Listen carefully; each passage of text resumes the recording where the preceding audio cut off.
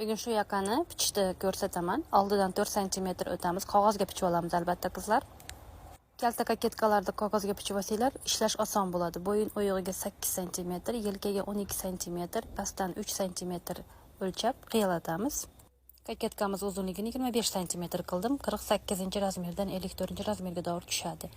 Yelkasidan 19 cm pastga tushaman doim shu razmerlarga. Qo'ltig'imizni aylanasi juda ham chiroyli yaxshi tushadi.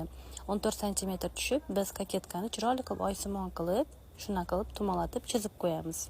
Yelkamizni boshlangan joyidan qo'shimcha strelka ko'rsatib qo'ydim. Mana 4 cm qo'shilgan joyda qo'shib turib, chiroyli qilib yoqasini burib olamiz. Bu 4 cm koketkani bir-biriga o'tishi uchun.